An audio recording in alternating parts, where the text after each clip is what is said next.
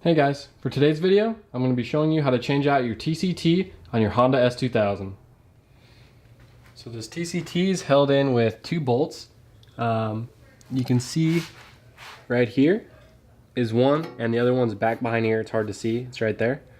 But those are the only two bolts you need before you can take it out. But the first thing you want to do is take out this.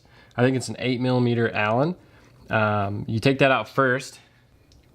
There's one important thing to note, and that is it is not this one. Do not remove this one. This is for something entirely different than the TCT, and you can tell it's recessed, and this one's sticking out. This is the TCT. This is not the TCT. TCT, not the TCT. So we're gonna take our 8mm Allen.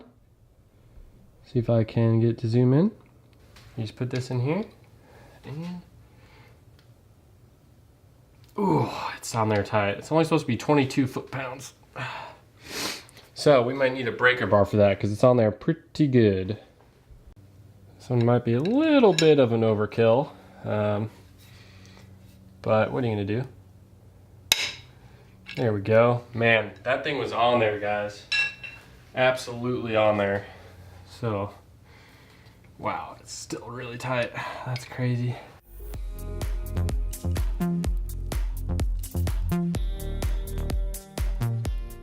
Alright, so you can see if you're doing this for the first time, there is Loctite on there. So this thing is going to basically be a huge pain to get off. So, there you have it. I was able to do it, but it is pretty hard. It's only 22 foot-pounds is what it's supposed to be torqued to, but it definitely feels like more than that. I can tell you right now. So, I'm just going to clean it up real quick, and I'm going to set it to the side for now. Alright guys, so here is what it looks like in there. This is the OEM unit that's in there right now. That's gone bad. So you can kind of see where that pin comes out of. It's in that hole right there. You can see how easily you can just pull that out. So that's what it looks like through that window. And then from here, we're just going to remove these two 10mm bolts. So the first one's right here. This is the easier one to get to.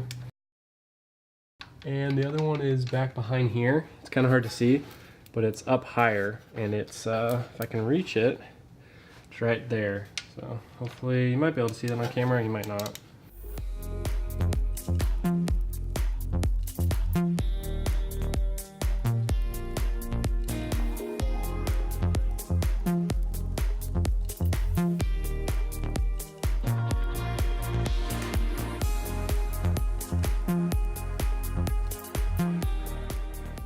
Next comes possibly the hardest part of this whole thing, and it's getting the old one out. So what I've been told is you can put a screwdriver in here and kind of pry it out that way. I'm not sure really if that's possible. I mean, it's hard to tell. I mean, I'm pushing on it, but I don't know, it just doesn't really feel like it's gonna go. And I don't really want to, I mean, oh, I felt it move a little bit. And there we go. And it's gonna drip some oil.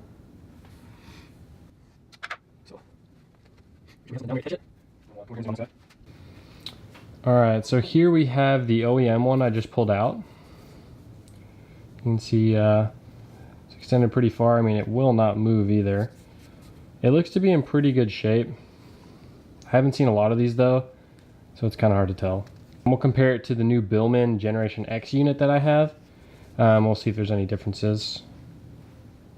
Alright, so this is the OEM unit I just took out, and this is the Billman Generation X, which you can tell from right there. If I can get it to zoom. BMX. Billman X Generation X. So I'll show you a few of the key differences between these two models. So basically, Billman is the guy off the S2K forums who modifies these to make them better, and he's been doing it for a while, probably 8 or 10 years now, maybe longer. But basically there's a few big differences, but what you can see here is if you look at, let's see if that'll zoom, I have to hold it up. If you look at that oil hole, you can see how small that is, along with this hole. right there. And if we look at the Billman unit, you can kind of get a good sense of them right here. That one and that one, and this one and this one. You can see just how much bigger this one is.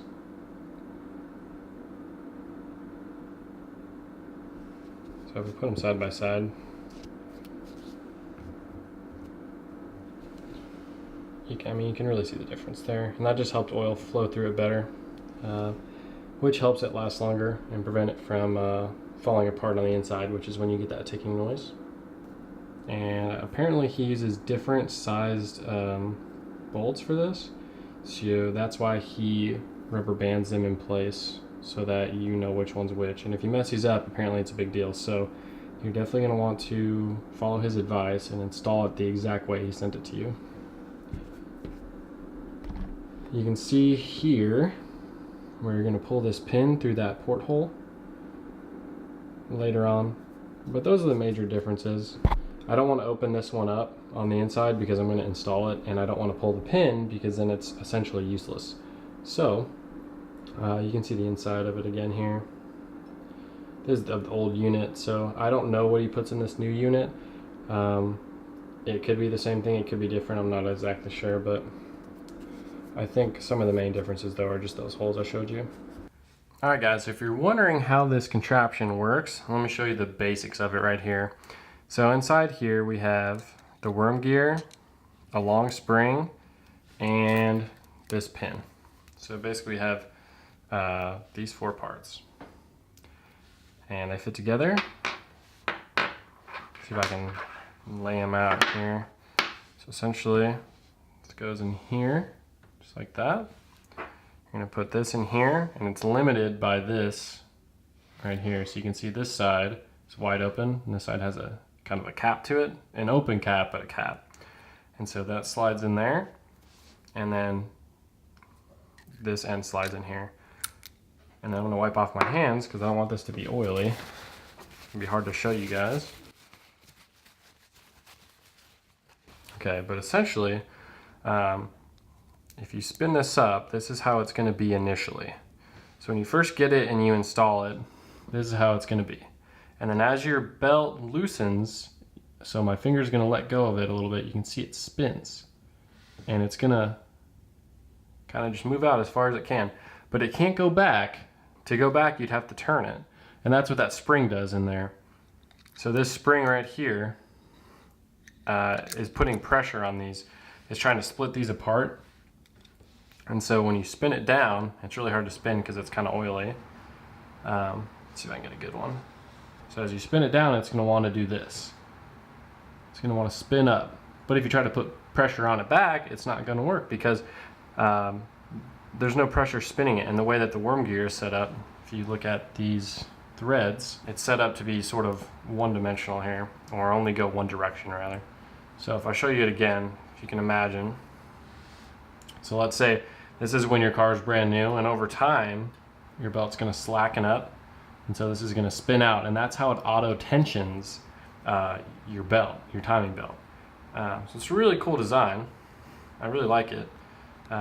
But it does have its issues, mainly the oil doesn't get to all the parts, and over time the innards of this guy start making noise. So in that sense, it's not such a good design, and I think the Billman Generation X unit solves a lot of those problems.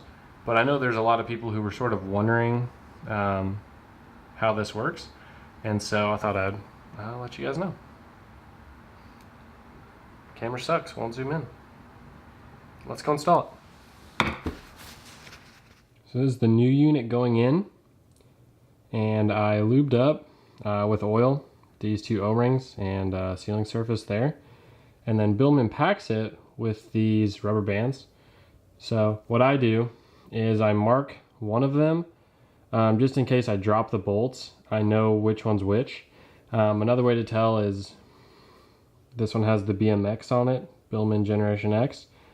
And then he grinds down one of the faces of the bolt. It's hard to see, so never mind on that. It won't show up on camera, but anyway, just a little mark there and on the bolt so you can tell if you drop it. Because he says they're different, they look pretty similar, but I'll trust his word on that. And so you want to make sure they both go in the right hole. But I'm going to take off these rubber bands, turn it this way actually, so it doesn't go flying. There we go. And once we have the rubber bands removed, ready to install. Trick when you're installing is you want to be able to see the BMX. So it's going to go in like this, just like that. So let's do it.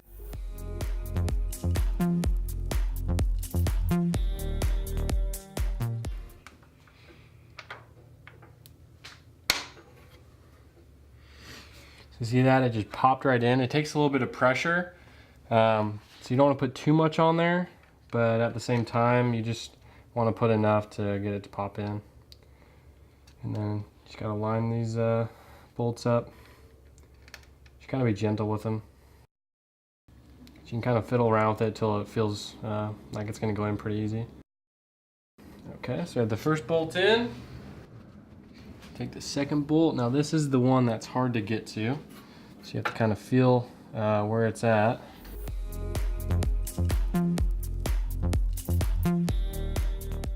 And you want to put in this front one first because it makes the rear bolt much easier.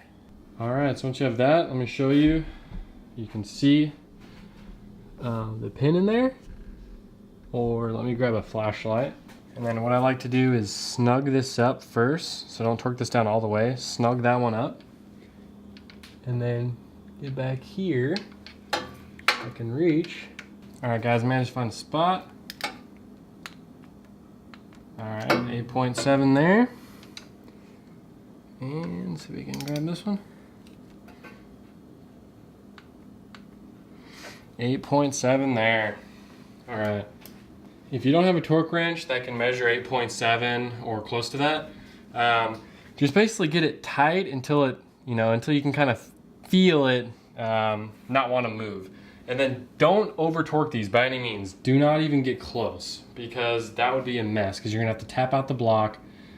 Just don't do it, okay? Just take my advice and just get it snug and get it tight. That's it. Don't overdo it. The next step is gonna be pulling the pin out of our TCT. So it's right in here. I'm taking these pliers. I'm just gonna grab onto it firmly and pull. So let me show you if you can see that.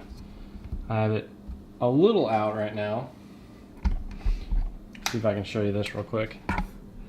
So there we go. So it's almost out of the hole now, and you can see it's almost impossible to drop it into the engine. You do not want to do that. It's almost impossible, like I said. Just pull it straight out with firm pressure and you won't have any problems. All right, so I'm gonna complete the step. Grab it, pull, you'll hear a click, and you can see now I have the pin.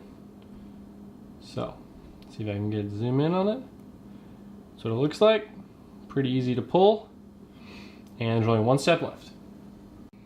The last step is reinstalling this cover plate, or the peephole as I like to call it. Do not forget that it has an aluminum washer with it, similar to the oil drain plug. So you want to make sure that's on there. I'm just going to leave the Loctite on there. I don't really think it's going to harm anything. And then we're just going to reinstall it to 22 pound-feet. So let's go ahead.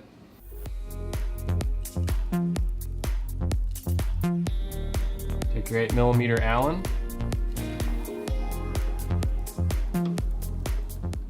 Now, since I'm using this guy, and I don't have a torque wrench, a good thing to look at is there's some blackness on this bolt, kind of where the dirt is hanging out, and you actually follow that around, and so you can kind of tell where it needs to be. But again, you don't want to over tighten this. It's almost impossible to, because it's a very, very tough bolt. But there you go. We're gonna call that good. And then I always do maybe another little push right there, just to make sure it's seated. All right, so I have that installed. We have the two bolts on our TCT, which are hard to see, but you can see that, maybe. Let's see. You can see I have the Billman Generation X side showing. And that's how you replace your TCT.